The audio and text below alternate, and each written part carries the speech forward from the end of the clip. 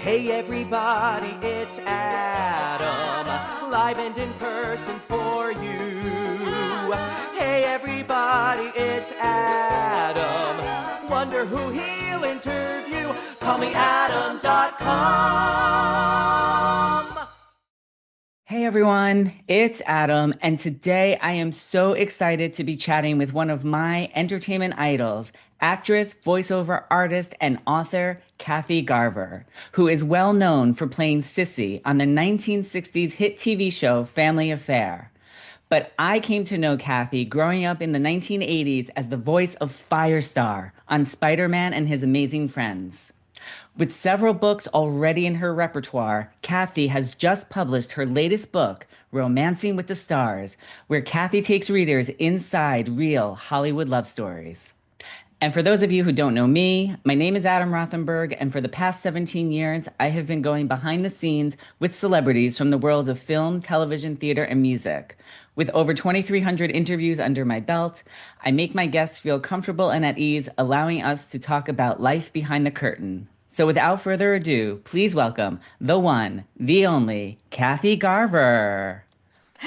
Thank you, Adam. What a nice introduction. I appreciate that. Oh, you're welcome. I am very excited to talk to you today. And for as much as I want to start talking about Spider-Man and his amazing friends with you, I think it's best that we actually start things off by talking about your brand new book, Romancing with the Stars. Well, thank you. It's just gotten another award, and I'm very excited about that, the Eleanor Dickey Award.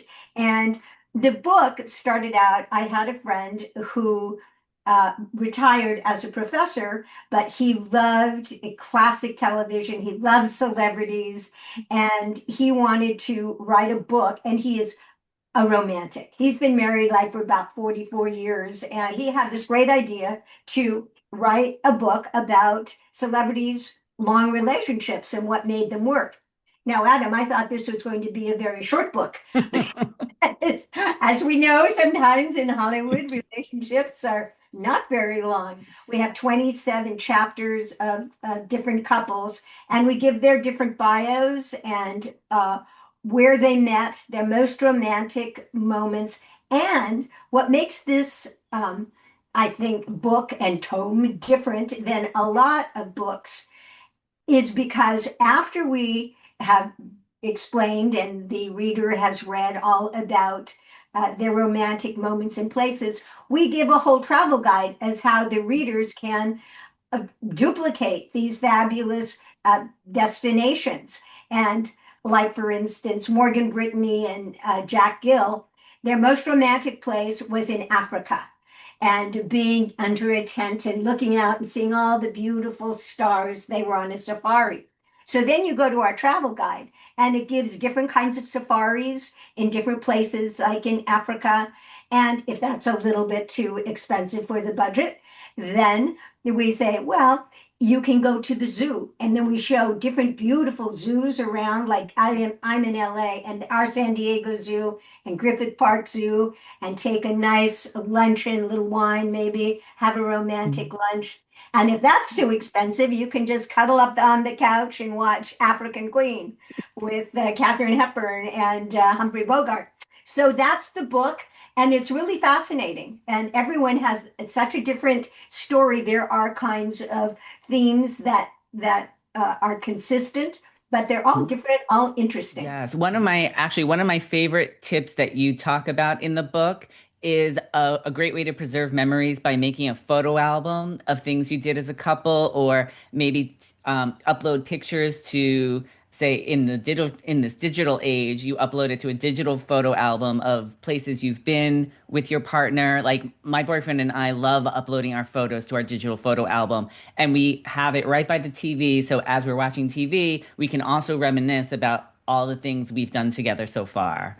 So that really resonated with me. Yeah, and that's a good idea. As you were saying, photo album, I said, and with all the I was looking today, 16,000 photos on my phone, and so we collect photos on our phone these days. And I think it's fun to do it together, maybe, because your partner will have like different photos that you might and then you put them all in a montage. And it is nice to bring back those memories. And I think it brings the partners closer together. And, reading a book together, Mhm. under a tree or bringing each other a special present. These little things to help keep the romance going and rekindle or kindle. Before I go to bed sometimes. So I actually end up reading the books out loud while he goes to sleep. So he gets to hear it and I get to read it and enjoy the books too. Yeah, see, and Yeah. that's what makes a relationship work, I think. Yes. How long have you been Yes. together? October will be 8 years. See, that's a long time. Really, Yes. once you get past those 7 years, the Y- 7 year itch, I think Yes. he was. So yeah, good Yes. for you. I'm working on catching up to you because I believe you were with your husband for 44 years. Yes, yeah, Yes. long time. Yeah. Yeah. In when you were going to write this book, because you've already written several books yourself before Romancing with the Stars. So I do wonder too, what made you want to become an author in addition to acting? Well, as you might know, acting is a gig type of profession. And I diversified in many ways, waiting for my next starring part in a movie. And I have a lot of energy and I like to do a lot of things. So if I wasn't doing a movie, then I would, do a TV thing. And if I wasn't doing that, I would do a stage thing. And I wasn't doing that, I'd teach a class and voiceover. And so it just kind of came to me, and I like alone type of things to do. And writing suits me very well. And I'm very talkative. I chat all the time. And if I don't have anybody to talk to, if my husband was away or my son was gone, and I have a new dog and I talk to all the time, she's going, what? So I sit down and write, and I love putting together the words. And I did a play once, Emily Dickinson, about a word is so beautiful and it can mean so many things. So I enjoy it. I really like to write. Now, my first book, I was a little hesitant. I says, well, I've not written a book before. So what I put in my mind, I says, well, this is just like writing a thesis for in college, Mhm. and I said, you just write the intro and the middle and the end. He said, yeah, but it's so long. Well, just take it page by page, bird by bird, and you will get the whole thing together. Yes, the first book is always terrifying. I just published my first book in 2025, and it's still nerve-wracking, even when I talk about it, because you always hope, oh, I hope somebody's going to like it. I hope somebody's going to read it. Yes, So, those thoughts come in all the time. yes. And I said, oh, really? Are they going to, I'm wasting my time writing this book and who's going to buy it?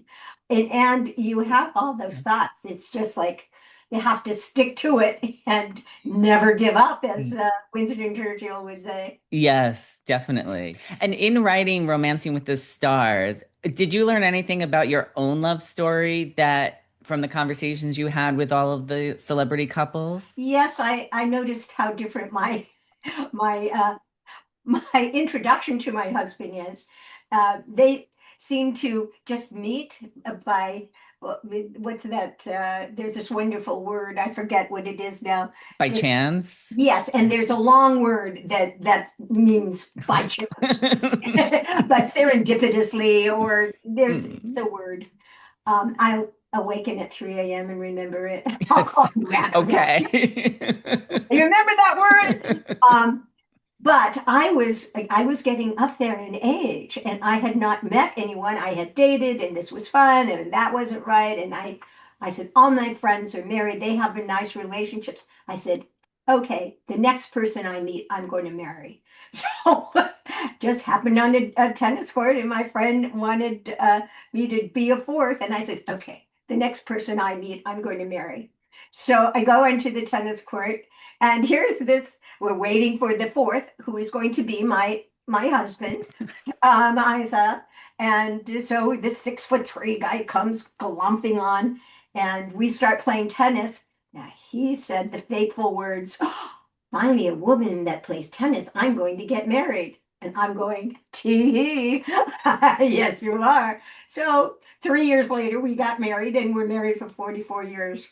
Oh my gosh, that's incredible. Now, who Yeah, won that tennis match? we did. We won the match of love. Oh, I love it.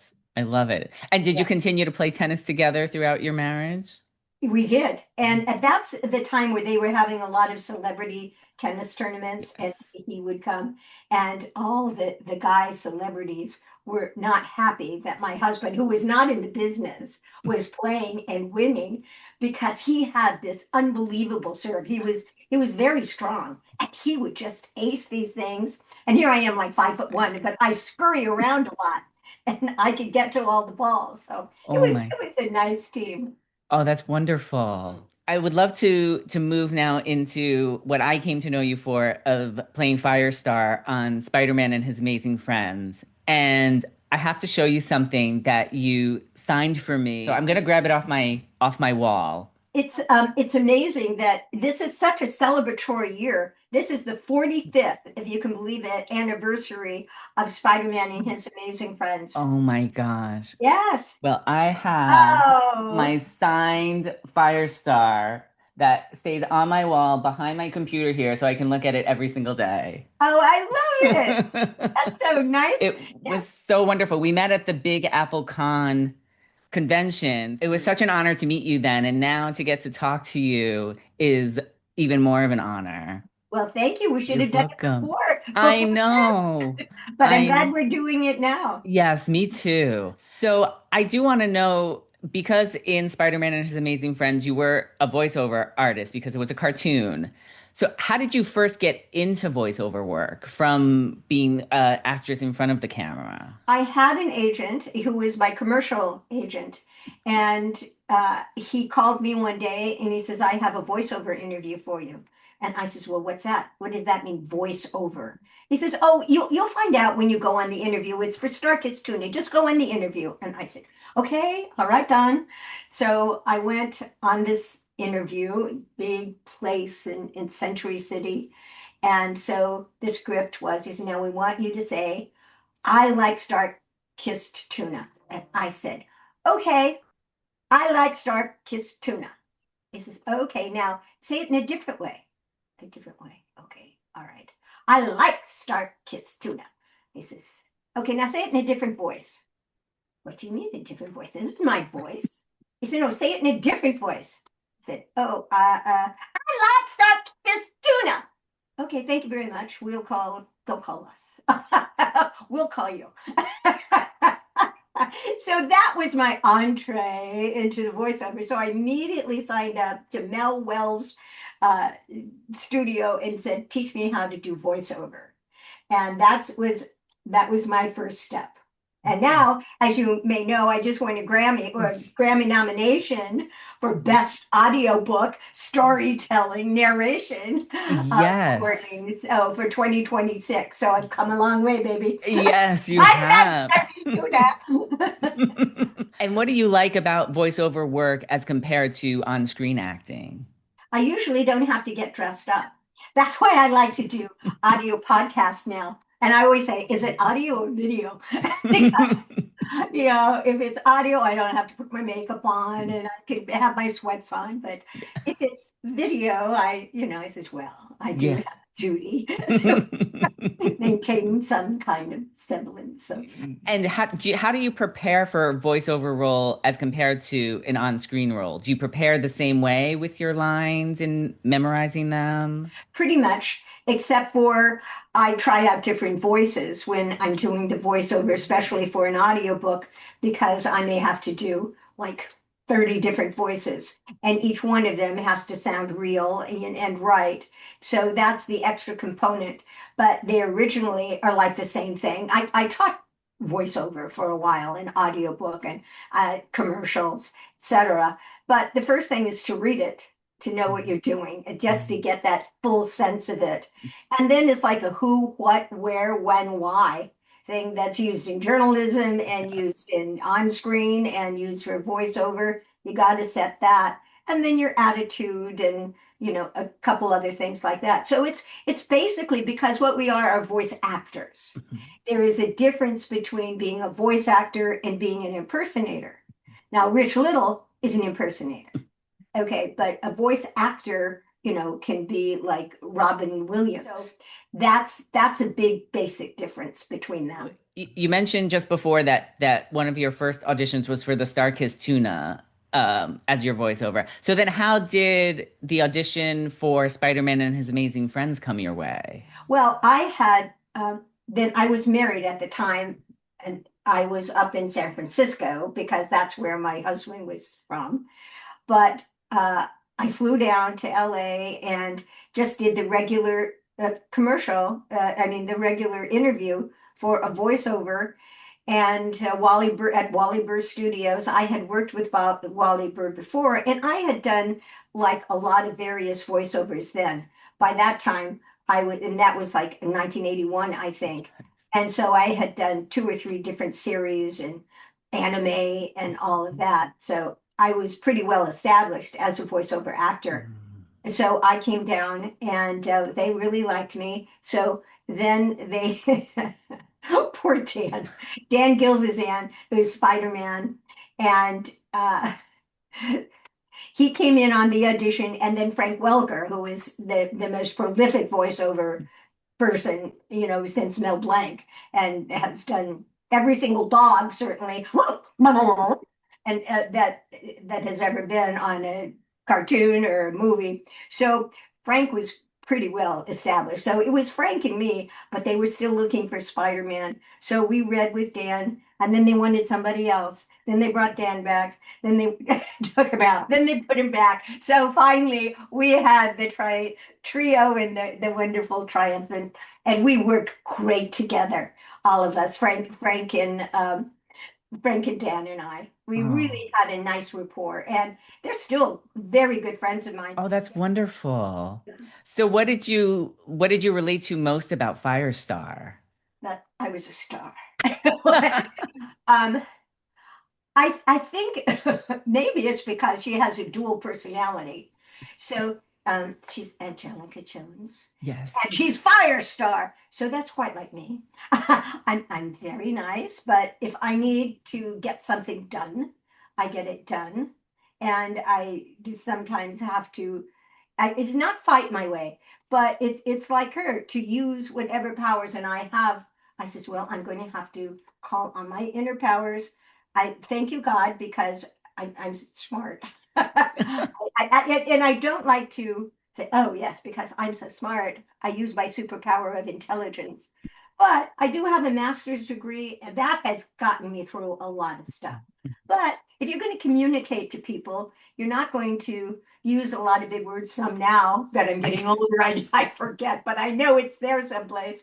I just have more words in my file cabinet. I identified with her in that way, and I enjoyed having the freedom of not having to cover up any superpowers or not making somebody feel badly, or I could really be strong. And then Angelica Jones was my alter ego, and she's very sweet, and she really tries and helps and be kind because sometimes Kathy and Firestar are not kind. I'm getting the bad guys, so don't be mean to us.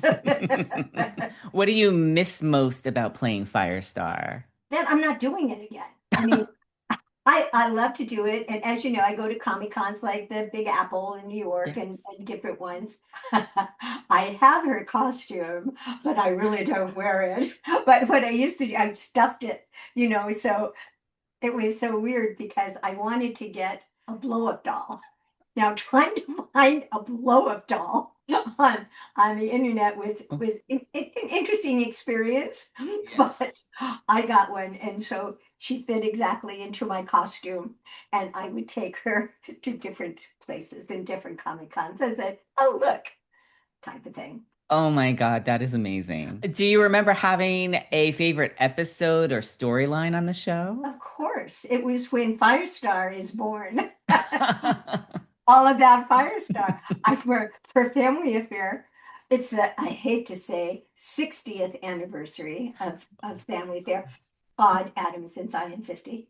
But on September 13th, the day after it debuted, September 12th, I'm doing on Catchy Comedy a 4 block and with my 8 favorite episodes. And so I'm going to introduce them and do the interstitials and tell what was my favorite things and why and who were my favorite co-stars. So we're celebrating that. Yeah. Oh, wonderful. Well, Yeah. we'll definitely look for that. Oh, I Yeah. can't wait. Yeah. It'll be fun. Like you mentioned, Firestar did have the alter ego of Angelica Jones.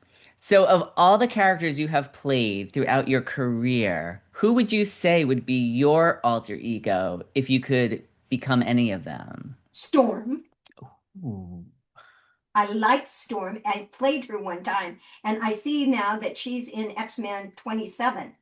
And was just listening to that, and I said, I should be in X-Men 27. I would like to be Storm. I think would be really fun. Well, I'm going to put it out there for X-Men 28 that you Ah, get cast as Storm. oh, I love that. Yes. If you could have any superpower, which one would you choose today?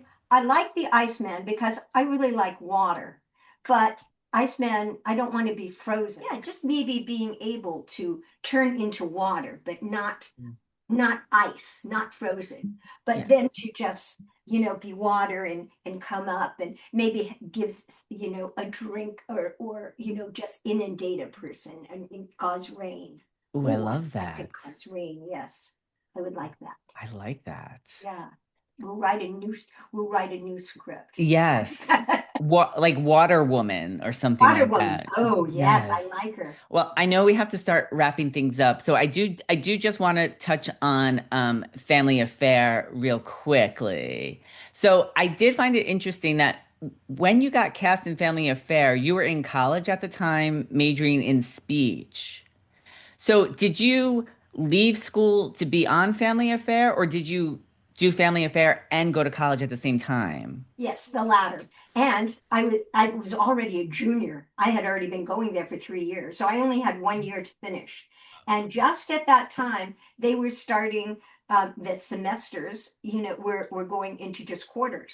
So I would do family affair and then I'd go back for a quarter. Then I'd do family affair and go back for a quarter. So that was the way I was able to graduate. And then after family affair was over, then I went back and got my master's degree. And so then I could just do that, totally. How do you feel majoring in speech has helped you as an actress more so than if you didn't have that background? I thank my mother for this, because I originally was going to be in anthropology. And I said, well, no, this isn't working.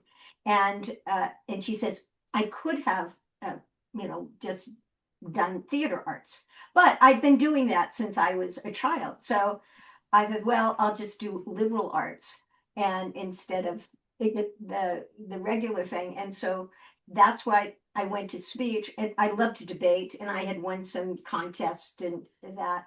So what it helped me in, as then I was able, when there wasn't a gig or that wasn't on TV, that I taught speech at Voice One. Besides teaching voiceover, I would teach speech and diction.